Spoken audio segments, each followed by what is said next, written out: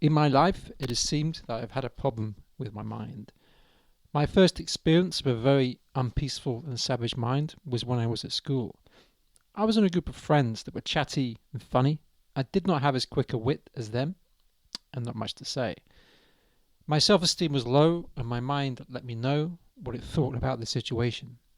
I had no idea how to handle it, and left the group and joined another, less cool group. In this podcast, I will not tell you the usual methods of having peace of mind. This will be the antithesis of that. I'm going to argue that it is not possible to have peace of mind, as the mind does not actually exist. There is a process I will talk about later that will dissolve it. So you will see that it was never real or had any real power over you. However, you will learn how to deal with the following: loneliness, victimization, stressful events or situations, and social situations. What is the mind? It is that which reasons, thinks, feels, wills, and perceives. So in this situation, it was reasoning and thinking that I was not good enough. It perceived the other people in the group as threats, mean and unkind. The mind then willed me to make other friends, so I can feel comfortable and unthreatened. I learnt subconsciously that the mind, to have some peace, needs comfort. It is its biggest motivation, even more than excitement. This is not helpful when wanting to succeed in exciting projects, and the mind's desire for comfort disrupts these plans. It is important to continue stepping out of your comfort zone, to continue to grow, but an uncontrolled listen to mind will hinder your success in life. I remember being lonely in Bedford. And from the outside, Bedford, if you don't know, is a town, very boring town, just north of London, about 50 miles. So from the outside, all was well. I had a sports car, a house, a new garden and kitchen. However, I was not happy. I had no peace of mind. I invested in a Tony Robbins course and got into doing morning power walks, which helped a lot. And I vowed to do this forever, as I felt much better. As we all know, like good intentions, though, do not survive life happening and distractions. So I eventually stopped doing it. I got a sense of what I needed, and the mind for the first time was under control, but not at peace. It was the start of my battle with my mind, a battle you cannot win, which I will explain why later. I remember my court case that I had. This was the next great attack on my peace of mind. I was involved with my friend in a financial services business and a fraud case. The charges against me were dropped, but initially my mind was constantly active, thinking about possible futures. At this time I discovered meditation and binaural beats with Holosync, and experienced for the first time peace of mind. My meditation stopped for 15 minutes with a demo audio that I downloaded. Relationships. So finally, the last most common reason for a lack of peace of mind is criticism in a relationship. This is the most savage attack the mind can give you. This is because it is coming from someone most close to you. You believe more what the mind is saying as you are hearing the critical words repeatedly. The mind then does its negative reasoning, which will not make you happy. My ego felt under attack, being criticized as insensitive, immature, weak, and not a man. I have managed to transform all these thoughts into a new, more powerful me, which always existed. It is really more like revealing of a veil. So how to get peace of mind? It seemed when I was experiencing relationship problems, whatever I did to get peace of mind from the criticism I received in meditations, the anxiety and low self-esteem just came back. I remembered watching a YouTube video called the Nisargadatta Ultimatum Pointers, all the way through the semi-final World Cup game between England and Croatia. I could watch the game without getting anxious about it, having also used this YouTube video while doing a market research job, so I did not get stressed having to ring 25 people every hour. After I watched this video again and remembered why I liked it, I watched one of Steve Wolinsky's videos,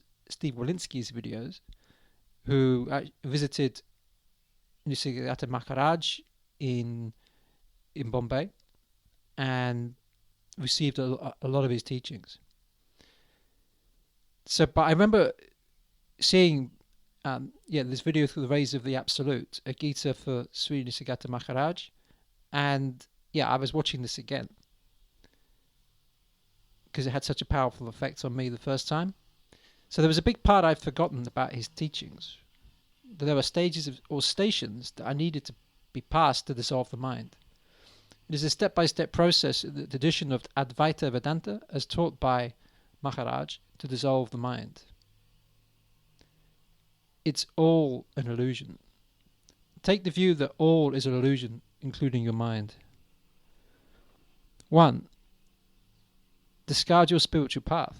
The first stage is identification with all belief systems, methods, paths, models, school and maths, including any spiritual practice you have. Quote, I do not believe in spiritual paths. All paths lead to unreality. Nisargadatta Maharaj. In discard, which is referred to as neti neti, not this, not this. 2. Discard identifications. The second stage is to become aware of your identification with thoughts, memories, emotions, associations, feelings, perceptions, sensations, the body and the perceiver. You are not the mind. What you know about yourself came from outside of you. Therefore discard it, according to Nisargadatta Maharaj. The mind depends on this identification for its survival.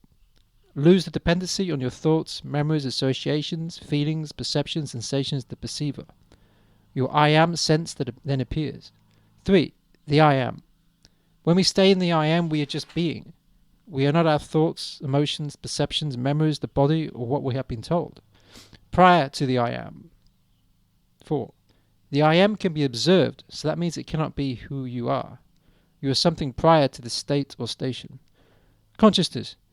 Thinking of being prior to the I am gives way to being conscious of everything that is going on. You are not the observer, as the observer can be observed. 6. Prior to consciousness. The consciousness itself can be observed or be conscious of. So you are not the consciousness. Super awareness. This state is very subtle. It is infused with nothingness. Called in Advaita Vedanta Saguna Brahman, which is a state of loving awareness, or Bhakti Yoga. 8. The Absolute. This is a stateless state, which is prior to consciousness, prior to awareness. It is a stateless state of unawareness. It is defined as being free from imperfection, complete, perfect, independent, free of all external references or relationships, not limited in any way. This is who we are, the Parabrahman, that which is beyond all descriptions and conceptualizations, the nameless Absolute, that. How to find peace of mind? I was able to find peace of mind yesterday, and again this morning. I wanted to see if I just got lucky last night. Based on Steve Wolimski's experience with his master Nisargadatta Maharaj, I did the following. I imagined that I wanted to get from Brighton to London. London is the absolute, where I can find peace of mind. There are various stations on the way, like Haywards Heath, Gatwick Airport, East Croydon, but I did not want to get off at any of these stations. Then saying, you never want to nest in any state. We can say that a station is the same as a state. A good teacher will know where you are nesting in this journey, so they can move you on, to dislodge you, to let go of the state that you do not even know you are nesting in. So I was on this metaphorical train this morning, stopping at stations to get to the absolute. Another Zen quote, the doctor first has to be able to diagnose the disease before he can prescribe the medicine. The job of the teacher is to unstick you so you can move on. So the states to move through. Putting it all together this morning, these were the stations or states I went from to get to the stateless state, peace of mind, the absolute. It would have been easier to have gone through these stages with a teacher. 1. I repeated these thoughts. I love myself. I hate myself. Then contemplated, how does this happen? And I can hold contradictory thoughts like this. I can identify either thoughts and believe it. That's me. I dislodged myself from holding this position in space-time by asking the question, who is the knower? And what knower is knowing that? This moved me further away. I noticed that I was the observer of a thought, then a space, then another thought, space. I noticed that there was space between two thoughts. So now I'm in a station where I'm the observer of my thoughts and the space between two thoughts. Next, I let go of these thoughts, and then I was just the I am. I just was. I was not my thoughts, memories, emotions, associations, perceptions. I was not the space. I was not the observer. I was just the I am. Soon I was conscious of being in the I am. When the I am melted, I move back another state or station into just I was the consciousness. After this, there was a knower or consciousnesser of the consciousness. There was a huge expansion because any state or station has a limit to it, and you experience that as who you are. So you go beyond, there's a feeling of vastness and expansion. It appears to go on forever. The supreme witness, too, is a state or station. In this nothingness, there is a sense of awareness. It's like it is part of the nothingness. They feel very subtle states or stations, but even these are not who we are. When that finally dissolved, I was the Absolute, prior to consciousness, prior to awareness, prior to the absolute nothingness. You may understand now why Nisargadatta said, in the absolute state, I do not even know that I am. He even described this ultimate stateless state as unawareness. You might not necessarily be aware of your own enlightenment, Buddha. So how to have peace of mind? Well, to have peace of mind, you have to know you are not the mind. Once you do not just know this experientially, then you can have peace of mind.